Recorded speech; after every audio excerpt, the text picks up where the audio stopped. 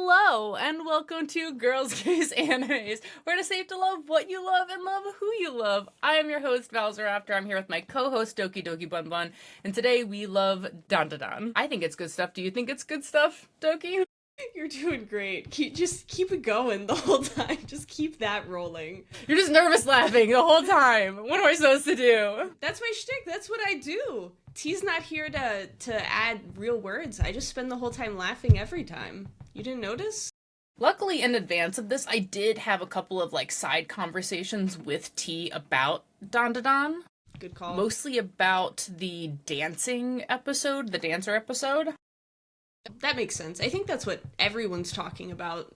That's what my entire TikTok feed is at this point. Yeah. So, when did you start watching Dandadan? Exactly 1 week ago. I was late to the game. I'm late to everything, because me and my fiance, we watch everything together, which makes it take 10 times longer to get to anything. So, and I haven't read it either, so... Okay. I've read it, so I was here to provide context to the, anime versus manga bit, right? And I started watching it, as soon as it came out, because, I was behind the hype. Yeah, I was going to say, you were emotionally ready for this. I was. But I feel like I also wanted to, watch a couple of episodes before I pressured you into watching it, because, it's so funny because, the first episode came out, and I remember seeing a bunch of TikToks about people joking, oh, finally got my, girlfriend to agree to watch anime, and I'm gonna have her watch Dandadan, and then it's, the first episode. No, that's horrifying. I will say, as someone who definitely needs trigger warnings ahead of time, I was so grateful that I had gotten trigger warnings before that episode. So I can't imagine, being I've never seen an anime, I love cartoons. Just getting punched in the face. Imagine the counterpart of that, which is I've never seen an anime. They're weird, but I'm willing to try it for you. And then you get one episode into Dandadan. They are weird. And you're like, this is exactly what I imagined anime was like. Dated. God, this is... Never again. I feel like the first episode was the exact thing that I was always afraid my parents would walk in while I was watching anime. That is the epitome of the scene I didn't want my parents to walk in the room during. Specifically, the 3 aliens around the half-naked teenage girl trying to probe her scene. Specifically that one, right? No, just the line, "Give me your banana." That's what upset me. Yeah, obviously, the aliens. These aliens are really into fruit. Gotta say. They gotta get that potassium. There's no potassium where they're from. It's true. So, I'm gonna try to, not spoil things, but you know how I am with, remembering, timelines of things? What's happened already versus what's not happened already? Oh, you mean spoil things as in the manga, not in the show. I was I don't think you can talk about the show without spoiling the show. That makes sense, though. Yeah. So, again, first episode, weird. Don't play it to your friends who don't like anime. But it was... Okay, so before we even get into the episodes, I'm always saying this, but Creepy Nuts hits so hard. Oh my gosh, it was so good. I had... My husband and I took Doki's son out for, a dinner, event. We went to hang sesh. We went to Kura. We took him to Kura, we did some nerd stuff with him, but when it was just him and I driving around after I picked him up, I made him listen to this intro in the car. And I was like, hey, you hear this one part? Doesn't it kind of sound like Pikmin? And he was like, yeah, why does it sound like that? And then I kept, getting him to, listen to it again because he kept wanting to hear the Pikmin part of it. That sounds like him, yeah. That checks out. Yeah. So it was good, and I was like, but Creepy Nuts, I was like, the people who sing the song, they do, other anime intros, too. And he wasn't as interested in that as I hoped. But the Pikmin part, yeah, we listened to it 3 times on the 35-minute car ride from your place. Honestly, impressive, because so far, the only song my son has ever, genuinely ever, showed interest in is the opening to Skate the Infinity. That's the only song he cares about in the world. So this is impressive for him in general. It does sound like Pikmin, though. That is hilarious. Skate the Infinity intro is another, solid. It's so good. I could it's a no-skip. That all the time. This one's a no-skip intro. That one's a no-skip intro. For sure. 100%. We should do an episode on exclusively, what are our no-skip intros. Would be delighted. However, 1, I don't think we're going to have the same opinions. 2, I'm going to embarrass myself. Because everyone's going to be like, wow, what a nerd. Even other weebs are going to watch this and be like, wow, what a nerd. I don't know if I'm ready to out myself like that. You're worried about outing yourself as a nerd while I actively am wearing a Notice Me Senpai shirt as we publicly record live to the entire internet. That's how embarrassing some of those are. I said what I said, and I stand by it. Okay. Fair enough. I mean, I think you know all my no-skip intros, but it would still be fun to talk about it, because maybe T has some different ones that... I think it could be fun. It could be a good time. Write that down. We're never going to remember. Nope, we're never already forgot. Now. But anyway, so yeah, Dandadan, no-skip intro starts off strong, right? Right out the gate. The first episode, weird, but, very entertaining. I do have a question about it. Go ahead. You're gonna really like this. Okay. So, I get the give me your bananas. I got that. Why did they say that to Momo, though, as well? Why did they say they were gonna scoop out her bananas? I had confusion about that. It has not explicitly explained that in the manga. I think they're gonna get to it because they're starting to get into, the lore behind, the aliens and the ghosts piece of it, and, how they work together. And so I'm hoping something like that comes up, but I think they just have, zero idea about reproductive organs whatsoever. So they're anything reproductive everything banana. Everything banana. That's kind of what I assumed, but I didn't know, because, sometimes in shows like this or manga like this, weird lines like that will have, some kind of strange deep meaning. And so I was, watching it, and I'm like, is this just stupidity? Or is this something I'm supposed to remember? No, Which I felt they're like just there were dumb a lot of aliens moments like that. I think they're just dumb aliens.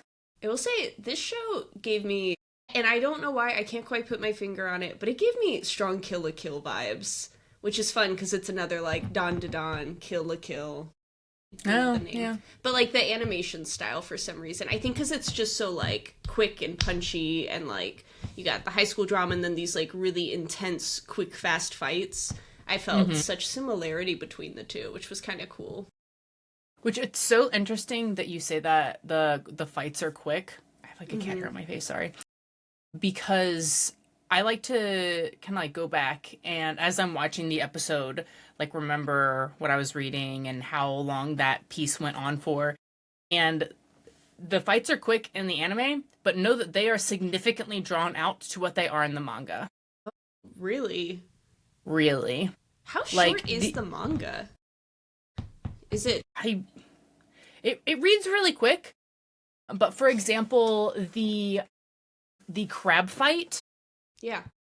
When they start running from the crab to them being on the train, that whole sequence where he busts out of the pile of zombie-esque people, and they're running around and they're doing the slingshot with the hand thing, that was legit 2 pages in the manga. Jeez.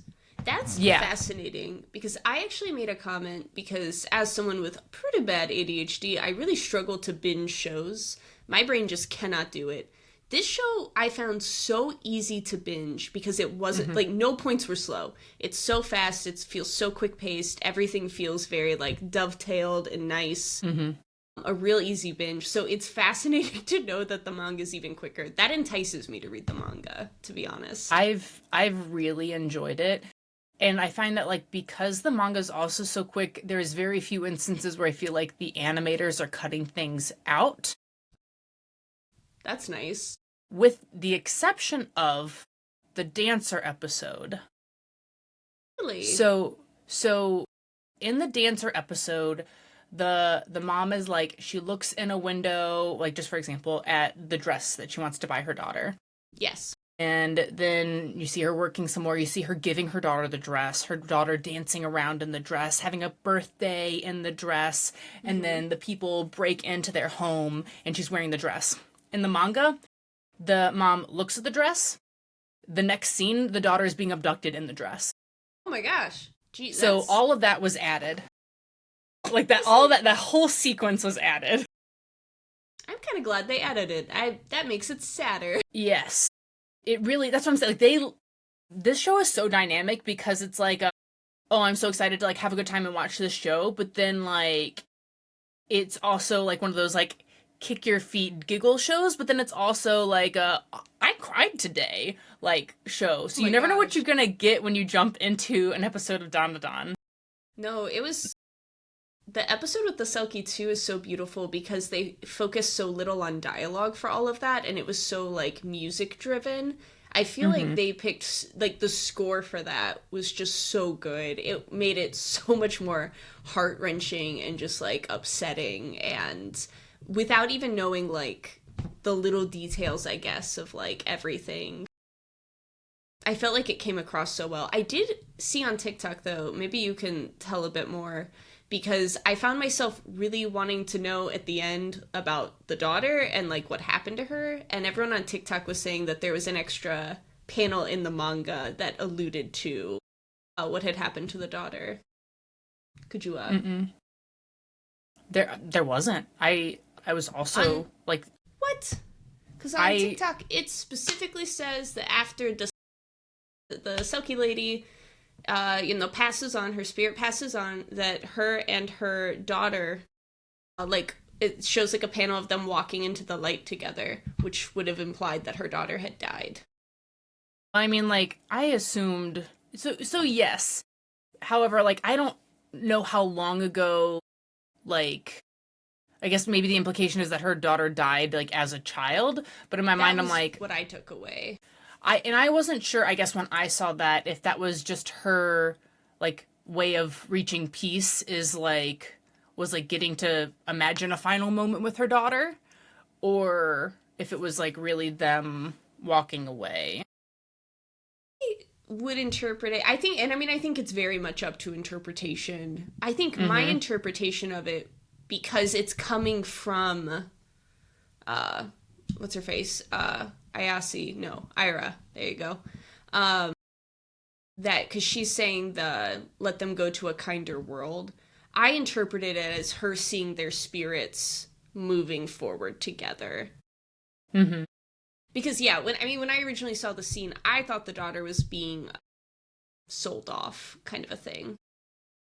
Yeah, so I didn't picture the daughter, like, being killed, like, after that. I like you said, I expected some, like, I might. So that brings me to another thing that, like, with this particular episode too, they did, like, it was a heart-wrenching episode, but they still, how I told you, they added a bunch, like, of, like, the daughter in the dress scene. They also cut out, so there were multiple panels in the manga of the dancer mom, like, getting dressed from, like, after being in a hotel room. Well, yeah, because it's pretty, I think, heavily implied she's a lady of the night. Well, not everyone isn't autistic. So when I watched it, I was like, wow, they cut out the fact that she was sleeping with people for money. That's so interesting. She slept in another place and there was money on the table, though. That's enough. I'll tell you, my fiance, he did catch that she was a prostitute. I don't think that I would have gotten it if I hadn't read the manga. Really? Mm-hmm. Really? Yep. That's interesting. Just because she worked so many different odd jobs, she could have gotten, and they showed the other odd jobs, that she could have gotten money in any other way, but they didn't show her, like, in a room or with another man or anything, to the point where I was like, okay, they cut out that one job that she was doing. That's so interesting, because I viewed it completely different. I viewed it as, like, a really tasteful way of, like, respecting the character without showing it, kind of a thing. To me, it just felt like a tasteful, nice way of saying Lady of the Night. So that was what T and I had talked about it. That was what T and I had talked about, because I was mad that they cut it out, because I thought it added more drama to, like, what she was willing to do for her daughter. Like, in addition to, like, working multiple jobs, she was also doing this on the side. And he's like, oh, well, I got that. And I was like, I'm autistic, so I, like, need to explicitly be told things. But I think it's also because I was explicitly told that in the manga for multiple panels. So to have a 2-page scene where, like, they go from the mother looking at a dress to the girl being taken away in the dress, to being told multiple times in the manga that she was sleeping with men, to then not seeing it all in the anime, that for me was like, oh, they cut it out. Interesting. Yeah, I definitely wouldn't have interpreted it that way. But again, it's very different because I haven't read the manga, so I only have what I've seen from the show to go off of. So that's really interesting. They also cut this last bit that I included on, like, what I'm sharing right now. The bottom is obviously, and they do have this exact, that's a manga panel. Her legs completely outstretched. I don't know the name of that move, but that is a specific manga panel. But a couple panels later is the panel above that, with her, like, diving off of the building. And that was something that they did cut from the anime. And that was another thing that I think a bunch of other autistics were arguing about on the internet, was that some people, like, it wasn't clear to them that she had jumped off of a building.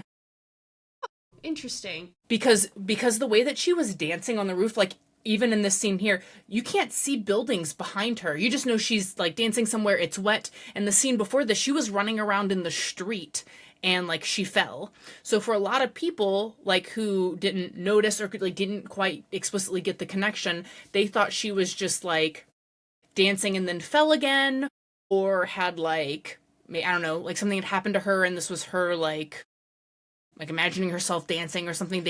They didn't connect that she was dancing on a rooftop to then jump off of it, like, or that they thought she was just dancing and then fell.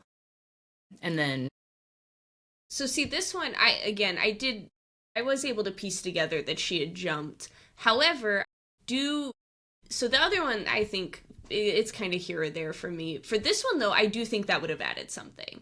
Like, while I was able to piece together, I do think that panel above, because I hadn't seen that until now, I do think that's a very, like, moving panel, and would have added a lot of depth. Even if they took that and then transitioned into her dancing amongst the sky. Like, that's, I think, fine. But I do think that would have added something. That's a really cool panel. Yeah, so in the manga, it's, like, the one below, and then maybe one more panel of her dancing, and then the one above it is, like, the next panel. And then, and it's in Japanese here, but it's, like, I can't remember exactly what she says, but it's that, the implication that text bubble at the top is, like, either her apologizing to her daughter, or I'm trying to remember exactly what it was, but it was another one where I'm like, I think they included the text, but they didn't include, like, the jump scene, which, again, like, that's all. They didn't show her landing or anything, which they didn't show in the anime either. Yeah. But just the jump off was so, like, beautifully tragic. The way that she's just like, my daughter's gone, there's nothing I can do. And then how she, because there's her face stays, like, flat through it, and she, like, maintains this, like, beautiful pose as she, like, jumps off, and it's, yeah, no, that is a really and I think it would have blended really well with what they had done in the show. Like, I don't think it would have changed anything except to make it more tragic. Yeah, so those were the ones that I noticed, like, had the biggest difference for me was that, and then, like I said, the crab episode. But, like, I'm finding that, like, most of the fight scenes, like, the animators really went above for those. Yeah. We love to see it. I will say this is a very hard left from what we were just saying, but something that really stuck out to me that I'm really enjoying as just, like, you know, a new fan to Dandadan. I love Momo's best friends, and I just want to formally say it on the internet. I love them because they're like cool kids, right? They're hip, they're cool, they're popular. Yes. But they're such good friends. They're really are. Good friends. They're like, why are you being mean to your boyfriend? Like, he's this, like, nerdy little twerp that they don't really know that well, but they're like, they can tell that she likes him. So, like, why are you being a jerk to him, dude? Like, grow up. Right. They're not being like, ew, you like him. They're just like, haha, you like a nerd. Cute. Anyways. Yeah. But, like, they would do that for any, like, if you like any guy, they'd be like, haha, you like that guy? Gross. Like, that's the vibe that they give. I adore them. I also love, there's a lot of, and I don't know any of the names, I'm uncultured, but there's a lot of, like, call-outs to, like, these, like, Japanese fashion, like the makeup that the one best friend does with, like, the large whites. The gauru, yeah. Yes. I was so excited to see that. I feel like everyone's clothes in the show, it's just phenomenal. I absolutely love the style that they've done for all of this. It feels like such a, I don't know, just like such a callback. Real fast back to, because I looked up the panel. So basically, after in the manga, she's like crying on the ground. Then the next panel is her standing on the edge of the roof, of like standing on the edge of this roof. Yeah. And then her having a flashback to her dancing with her daughter. Then she, like, goes to, like, pirouette. She does the one jump. She does, like, a swoosh of her arms. Then there's a panel of her daughter hugging her, going, Mommy, they're there. Then, like, this text bubble that you see here, it says, thank you always. And the jump is actually a full spread. So it's, like, right and left page, like, you're opening the manga, and it's, like, a full spread of her jumping off with the thank you always in the corner as she jumps down. And then that's the end of that chapter. If you're trying to make me cry, like in a recorded environment, I want to say that's really rude of you. Honestly, uncalled for. I thought we were besties. That's fine. I'm offended. Sorry, back to the best friends, though. So, it's funny you mentioned the best friends because they would never do this. But so speaking of the makeup, her one bestie wasn't wearing her makeup in the latest episode. Well, I think she, like, plays around with different styles and stuff. Because it looks like that's, like, their, like, shtick is that they're always doing makeup in class and stuff. And so I, to me, gives the vibe of, like, they're just trying out different makeup styles and things like that. I don't know. They're just so freaking cute. They really are. I love them. She, like, comes back and she's like, where's my coffee? Oh, her orange juice? Yeah. It was just, it's like, God, where's my juice? So and she's like, I gave it to the ground. God, just so freaking cute. Because you just don't really see, I feel like, I don't know, like, a lot of times in these types of shows, I feel like whenever there's, like, popular characters, like, their friends are always kind of dicks. And so, like, it was so refreshing to see characters that genuinely care about each other. It was also, I don't know, I feel like they so far have really avoided a lot of tropes that give me the ick in anime that I'm enjoying, because, like, you have pink hair, whom is nutso bananas, who's like, Okaruna, I would wind it up on her. I don't care how sweet she was to Silky, I would still wind it up on her. Everyone online's like, no, I'm so sorry, I judged you, and I'm like, she's still nutso banana. What are you talking about? But I like it. She's like, oh, I love you, Okaru. And he's like, no, thank you. And I love that, Step back, ma'am. I love that, like, even though it's still going the whole traditional, like, Momo's clearly jealous, all this stuff, like, they're making it, and I could be wrong, maybe it's different, maybe it gets different in the manga, but it comes across very, like, to be clear, we're not doing a triangle. Okaru not interested. And I really enjoy that, because I absolutely hate love triangles. They give me such anxiety. Yes. And so I think what's so fun about Dandadan is clearly it's a Shonen Jump series, right? Like, you can read it on the Shonen Jump app. Yeah. But I read something online that said that the mangaka that wrote Dandadan, like his editor or something, before he like started writing, was like looking at his style and looking at his stories and was like, hey, something's missing. I need you to go and read a bunch of like slice of life and Yes. like romance mangas, and then I want you to jump in, and this is what we got, right? Like, so it's It got shows. all of the, and it shows, right? Like, it really does. It's like, it's so clear that like a dude wrote this, but like for the female gaze, like in some ways, like how you said the relationships, like it's not a love triangle. Like, he Yeah. is loyal to Momo. He's like, ma'am, you need to stop. Like, he wasn't even tempted. Like, he was like, no, no, no, no, no. I only have eyes for this cutie. And Right? I'm here for it. I love that. It does, now that you say that, I didn't notice, but you're complete, it does give slice of life vibes. 100%. Yeah. It's like this weird slice of life, but then there's like these action scenes. But to your point, you were like, oh, the action scenes are so fast. And I'm like, they're even shorter in the manga, but it's like just enough to still be a shonen, but in the manga it almost reads like a slice of life because the fight scenes are so short. I mean, they're not like so short, but it's not like you're reading My Hero where it's like gonna go on forever. Yeah, where they You're like, how long is this each gonna? panel out. Yeah. I do like, I don't know if you noticed, but on the Dandadan wiki page, the little icon in the upper left is Okarun's ball. That's the icon that they used. I pulled something up because I couldn't remember anyone's names, and I just know, like, it just popped out to me. I was like, wait a second. So we love that. Great job, wiki. That's great. I also love where people online were like talking about the exit song, how the Turbo Granny cat is like holding a dryer to her face To because she recreate misses speed. running fast. That made me sad. I was like, although oh no, sad. I find it really interesting that everyone's like, I love Turbo Granny so much. I still find Turbo Granny really annoying. Also, Yeah, I don't Momo's like her grandma much. annoys the crap out of me. I'm so sorry, internet. I know she's very pretty, and I know everyone feels No, very she's strongly. a baddie, but she's really annoying. Yeah. So I think the only thing that really bothers me about her is that she's still bitter about Momo being like, you're a phony. She was like, what, 4? Right.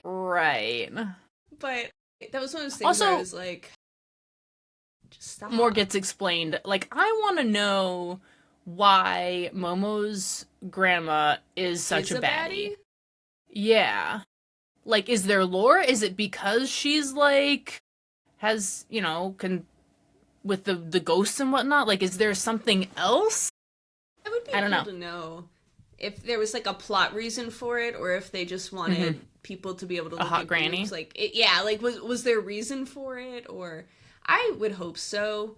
I also find it interesting that, like, I don't know, a 4-year-old is like, you're a fake, and so she literally, like, because in all the previous stuff it looked like she dressed like a traditional like, priestess, and then now she's in like low cut cardigan because a kid told her she was a phony. And she's like, forget it. What was the point? Like, I found that so weird. I'm wondering if like the reason they made Granny hot was because and maybe there's no plot reason. Maybe it's simply because they knew this was going to be like a show for adults and they wanted to give them an age appropriate hot character to like. I hope that's not it. That'll annoy me. I That'll don't know. annoy me so bad because it's just, why? Because of all the other TikToks I've been seeing recently about how Megan Thee Stallion is watching Dandadan. So now everyone is begging her to cosplay as the granny. Not Turbo Granny, the grandma. I don't remember the grandma's name. I was gonna say, do it, Megan. Dress up as Turbo Granny, please. She would do it. Honestly, knowing Meg though, she would probably dress as Turbo Okarun. Oh my gosh, do it. That's one of my Like, favorite character concepts. Knowing Meg, she would do it. Ever. They did such a cool job with his transformation. I really did not expect that, and the way that they, like, I just thought it was so cool, and I love the personality shift. He's so cool. Like, I'm such a fan. All of the yokai high schooler mashups that they've been doing, where, like, they get the powers, have been so good. So I'm sure you've noticed in the intro that there is a fourth companion. Yeah. The pink-haired dude. Oh. Yeah. So probably won't get introduced to him in the next episode. Okay. In the next episode, you'll probably get introduced to him, but it won't be for another, like, episode after that until you get into, like, what his shtick is in the show. Because he's obviously important because he's in the intro. Could you? But it's also so funny how, like, the grandma is always like, anytime any other person is nice to her, she's basically like, forget you, Momo, like, you're trash. I hope this other person does beat the crap out of you. I know, like, what the... Also, all I could think about in the one scene where she grabs the crab was like, ew, because maybe it's because I'm a sweaty person, I don't know, but I was just like, ew, your crab's gonna taste so gross now, stop touching your food so... And meanwhile TikTok's like, ooh, grandma, and I'm just like, oh, your crab's gonna be so warm, and like, don't do that. I said that to my fiance, and he just like looked at me like, what is wrong with you? Why are you like this? Oh my I'm just saying what the people really think. We want non-gross crab. I do love that I feel like I can relate to Momo, though. Like, the scene when he's like, help me, and she's just like,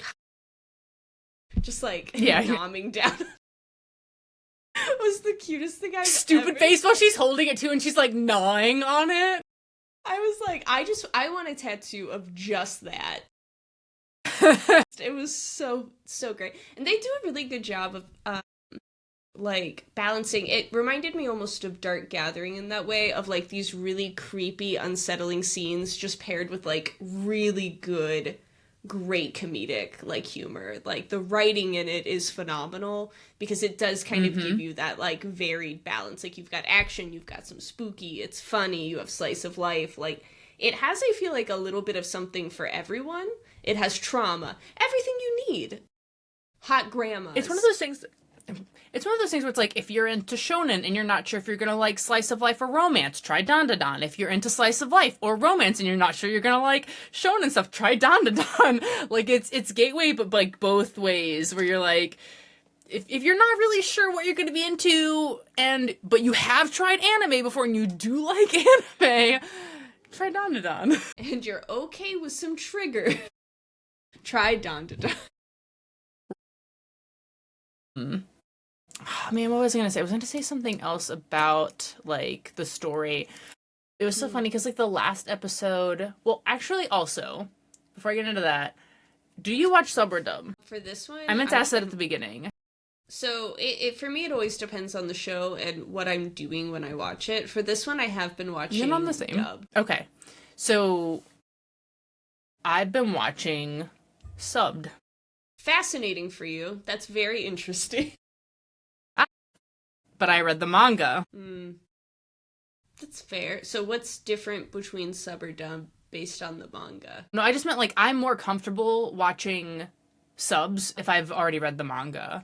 But for, like, slice of lives and romances and stuff, I will usually only watch the dub, because to your point, like, I don't feel like I'm missing anything if I look away. Yeah. But it's mostly my husband. He was like, I want to watch this subbed. And I was like, okay, whatever. I mean, I definitely get that. I typically, so if it's the first time I've seen something, I typically prefer to watch it subbed, but my fiance does prefer to watch things dubbed, so. I also do, but from what I understand, the voice actors in the dub have been doing a really good job. Honestly, I'm pretty harsh on dubbed voice actors, I won't lie. I can be kind of a jerk about it. Just because I think that a lot of time they tried to do these, like, they tried to do an anime voice, which I think comes across, especially female voices, they come across just really high-pitched, and I simply cannot. But I have had no issues with the voice actors in this. I thought they've been doing a really good job. It all comes across really well. Like, I have had no issues. So, and the reason I bring it up is because, one, I think Turbo Okarun, he does this, like, very like informal, like babe like talk, like when he's in, but he doesn't do that much in the, like, it's not really how it goes down in the sub. But I also brought it up. I watched dub then. I'm mad about it. But basically, so the voice actor who is Okarun, he's a phenomenal voice actor anyway. It's the same voice actor that is Hawks in My Hero. That's cool. He does a lot of stuff. I was like trying to look up the other things that he does, but basically he was talking because his wife, who he met through basically like this like voice acting community. Yeah. Because he did some like voice acting for some video games and stuff. Mm-hmm. But his wife, I believe, is also a voice actress in this. Cool. I'm trying to remember her name and who she was, but yeah, so because he had posted a TikTok about it, like he had posted a TikTok about how like they had met, and then how like she was also in this. I hear you crunching away, doing the hard research, getting the listeners our hard hitting facts. The worst part is, I was just looking up the exact line he says in his, like, melancholy voice, because I want it on a mug, and I was going to read it to you, but it's the, like, sorry, babe, we're not going to make the turn, you're too heavy. And I want it on a mug so bad. He says it just so, like, deadpan, dead inside, just like, sorry, babe. And I'm like, God, right. It's funny that, like, you're like, oh, they don't really do that in the subs. I'm so glad I watched the dub then, because that line itself was what made me, like, really start to fall in love with the show. I don't know why, but I heard that line and I was just like, I'm obsessed. It was just actually, so there is someone who makes, there's someone who makes mugs, and I'm obsessed with all of their mugs on Instagram, and I feel like they did a similar one, but I opened Instagram right now to try to find the mug name, and the tattoo artist that's in Toronto that you and I are trying to go see, they posted a cat version of the grandma. God, I wish that it would show on the camera. There it is. Oh my god. Oh my gosh. Precious. Stop. They're so talented. Honestly. They really are. So for our listeners, there's a tattoo artist. You can follow them on Instagram. It's Idabelle, Idabelle, Pepper 2 on Instagram. And they're this tattoo artist in Toronto. So if you're in Toronto, look them up, or nearby. Basically, they take anime characters, video game characters, manga, whatever, and they turn those characters into like a cat version of them. And the reason I fell in love with their work was because they'd done like a cat choso that I now own the keychain of. I'm obsessed with it, but the cat versions that they do are phenomenal, and they're trying to right now get someone to go in and get the Okarun and Momo pair like together as a tattoo. Don't you tempt me.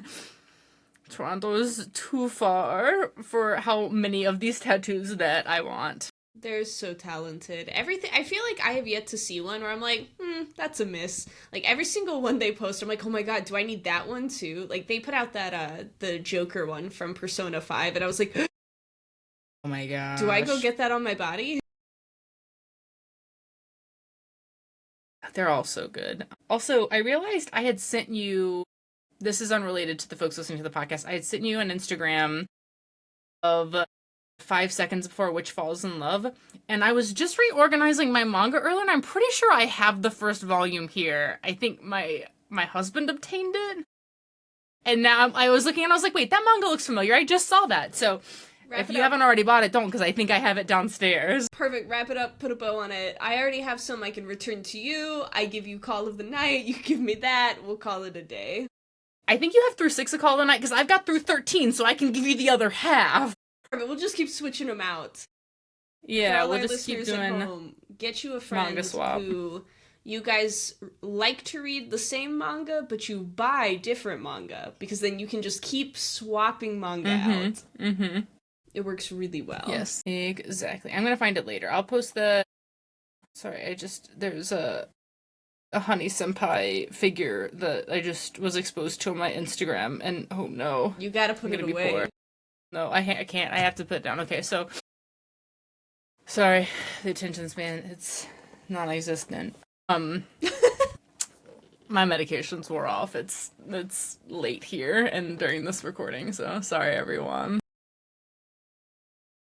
Yeah, this last episode of Dandadan, though, was pretty straightforward, but again, they mostly do the extra flourishing and the fight scenes. I was gonna say earlier before I got distracted and wanted to side tangent you about the voice acting changes and like some of the text dialogue that changes, but I wanted to bring up that in this last episode, they bring up go into the class. So my husband's obsessed with animals, but like particularly animals that can be found in an aquarium. There's the scene where they're in the classroom and Momo's talking to this mantis shrimp. And as soon as my husband lays eyes on the shrimp, they haven't even said that it's a mantis shrimp. He looks, he goes, "That's a mantis shrimp. I hope that's bulletproof glass because they punch really hard." And I'm just like, that's my man. Tell me why I just watched this episode and I do not remember a shrimp. I remember Nessie. What? Her friends even made fun of her. They were like, "Oh, she's talking to shrimp now. She's really depressed." Manta, shrimp. What? I'm looking at... I don't remember this. Let me see. You don't remember that Scrimps? No. Oh my god. Not at all. I've never seen this script before in my life. Have you seen this script before? I've never seen the script. I remember Nessie. I remember seeing the Loch Ness Monster because I made a joke to my fiance when it, like, does the, like, laser beam. And I was like, I knew it. Yeah. I knew the Loch Ness Monster had a laser beam and was in a school in Japan. No one listened to me. And he just, like, rolled his eyes at me. Oh my god. I'm enjoying... One thing I did not expect with this show, I think, is just the total cacophony of, like, all cryptids, aliens, ghosts, monsters. Like, I was shook to see the Loch Ness Monster show up. I never, if you had bet me, been like, Bun Bun, what creature do you think will show up next? I never would have guessed it. But it gets me excited because while I know it's unlikely, I'm like, is Mothman coming? Am I going to see Mothman in this show eventually? And while it's unlikely, he could show up now, and I'm excited about that. Why are you making... Because now I'm excited and hopeful that Mothman shows up. Oh, because now you realize Mothman's an option? I hadn't quite made the connection that yeah, because Loch Ness Monster's a cryptid. An option. Yeah. Unless they're going to try and explain that... I mean, I guess it could be a Japanese mythical beast that I have not heard of. That does check out as well. But I would rather assume that it's the Loch Ness Monster, and that means Mothman. Or maybe Cthulhu shows up? Maybe we get some Cthulhu action? I'm always ready to see Cthulhu. Maybe I should Google Dandadan Cthulhu. See what I get. There you go. Also just realized I meant to check in earlier, but this is not recording live on TikTok. It hasn't been this entire time.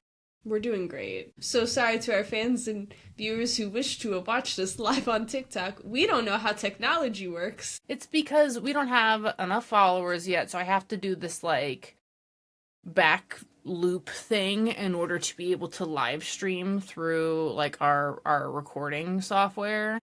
Yeah. And it has to be, like, reset every time we record, and sometimes it doesn't work on the first try, and I just forgot to check, weird. But anyway. So, back to the mantis shrimp, though, like... The supposed mantis shrimp that I can neither confirm nor deny was in the show. So, yeah, my husband clocked that mantis shrimp, like... That checks out. Like, were in the classroom, and he was like... They were doing the presentation. They were doing a presentation on mantis shrimp. Then they zoomed into the, like... the holding vessel of the mantis shrimp. Then she was talking to the shrimp, and then her friends made fun of her for talking to the shrimp. I remember. Oh my god, I had to play back the whole episode verbally. Yes. Also, that didn't even look like a shrimp. Well, it's a mantis shrimp. I don't know what that is. We're not all like your husband, okay?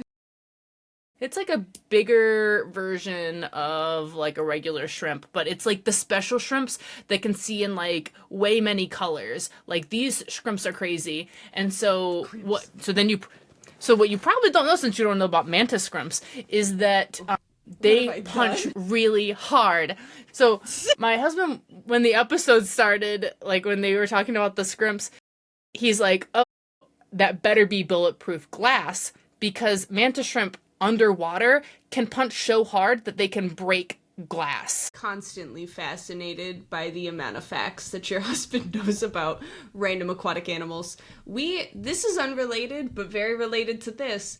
We were watching Dropout recently, and there's an episode where they're asking people to name birds, and every time they go to Brennan, they give like this really complicated... That one. They do a really complicated bird, and my fiance was like, we should play this with Val's husband. Actually, though, he'd probably know all these weird birds. Well, if you did fish, he would know. So we could trip him up with birds. I just don't... You could probably trip him up with birds, but fish he would probably know. What do you mean shrimp punch strong? They're shrimp. So, you know how like when you're underwater and you try to punch, like you are slowed down by the water and like you can't punch as hard underwater? It's the opposite for mantis shrimp. They're supercharged by the water? They're supercharged when they're in the water. So what you're saying and they can punch so hard. So what you're saying I don't know how else to explain other than mantis shrimp punch really hard that they can break, like, this shrimp could break glass. So like, amateur aquatic animal collectors would buy a mantis shrimp, put it in a normal aquarium, and the shrimp will break out of the aquarium. So instead of watching, like, National Geographic channel about animals, I should just watch Dandadan because it's gonna give me realistic portrayals of animals. Is that what you're telling in the me? next episode, you're about to find out. Like, you're getting all the previews from me because we know about mantis shrimp, but you're gonna learn. I think the next episode is really gonna teach you about mantis shrimp, okay? The worst part is we're gonna go to do, like, another episode, like, you know, when the season ends or something, and you're gonna be like, alright, Bun, you remember that episode with the mantis shrimp? And I'm like, what are you talking about? I don't remember a shrimp. Because I'm just gonna continue to picture, like, the scrimp I have in my ramen. Just right. Scrimp. Okay, yeah, no, these shrimps are crazy. So they're called mantis shrimp you didn't because... just Google mantis shrimps. This is not So they're a carnivorous crustacean. Animes about mantis shrimp. They're named mantis shrimp because they have praying mantis hands, but they're a shrimp. Oh, I hate them. I hate that now. I'm gonna look up a real photo of a mantis shrimp. They're actually, like, pretty sick looking. They're, like, rainbow, like, crazy colored shrimp guys. But they do have, like, the praying mantis hands. But their eyes are so freaky, they can see way more colors than even our human brain can comprehend. I didn't learn that from Dandadan. I already knew that. I'm gonna have nightmares. I would like to make it very clear that when she says really cool looking, she means a thing of nightmares. It just happens to be rainbow. And people eat these. No! Yeah, I just found how to clean mantis shrimp. No. So, I guess when they're not in the water, they're not rainbow. Because I'm seeing pictures of them... That tracks for Dandadan. In people's hands and stuff, and they're not rainbow boys. They're kind of like a... I wonder if they can color. change color. I don't know, because in all the pictures... Ew. Sorry, I'm getting triggered. But in all... like, every single picture where they're not in water... What do you mean they're cute? Okay, wait, look at this. So, mantis shrimp have 12 to 16 color receptors. Humans only have 3. I only have 2. I think my husband only has 2. I think your husband only has 1.3. So wait, are mantis shrimp, like, do they change color? Change color? Okay, wait, hold on. I'm about to learn something. What? I'm trying to order your husband a taxidermy mantis shrimp right now. Does he want that No, for our cats Christmas? will eat it. No, our cats will eat it. No, it's in a block of resin. It's just in a block of resin. Oh, Is that it's what he wants resin. for Christmas? Is that a gift? Did I do it? Some species of mantis shrimp absorb blue light and re-emit it as a different color. I liked it better when we were talking about Dandadan and not creepy scrimp. On sandy ocean floors, mantis shrimp change to a light brown color. Okay, so they're like chameleons, but ocean chameleons, but bugs, but then they have mantis hands, but they're really a scrimp. Whoa. These guys really got it all. Stay tuned next week. Girls Gaze Animes will be sponsored by mantis shrimps. I think my husband will listen to this episode because I'll tell him that I spent half the episode talking about mantis shrimp. No, because then he'll hear me say that he's a nerd. He'll hear me say that he only has 1.3 color receptors. I'll be in trouble forever. I mean, he does confuse brown and gray and green pretty easily, so mantis Just shrimp like a mantis though. shrimp. No, mantis shrimps would never. But anyway, so I think the next episode. Okay. Trying to wrap this up because we're coming up on an hour of recording, Right. which we always of do. mantis scrimps, yeah. Right. So actually, it's funny you say that because I think the mantis scrimp is what's gonna make you cry the next episode. What? I don't believe you. I don't believe you at all. I do not think a mantis scrimp is gonna make me cry. Unless it's that shrimp from that one kids movie where he's like, I have a family and my son needs to pay for his... My sister had a baby and she died. The only shrimp that will ever make me cry. I do not I know won't how spoil a it for mantis you. shrimp will make me cry. I won't spoil it for you, but You've already spoiled so much. What do you mean? You told me there was a mantis shrimp in the show. That was a spoiler. You already watched that episode. I watched it, but I didn't see it. Okay, well, so then I'll connect for you that the guy that they're fighting is a scrimp, but he's a fighter guy, okay? I don't remember that. Okay, so I do remember the shrimp in the tank. I don't remember them fighting a shrimp. I only remember the Loch Ness Monster. What happened to the Loch Ness Monster? At the very end of the episode, a guy squares up with them. I don't remember that. And that's the scrimp guy. That's Nessie. He's like, not Nessie. Does the scrimp have a name? He will have a name. I don't like that. Yeah.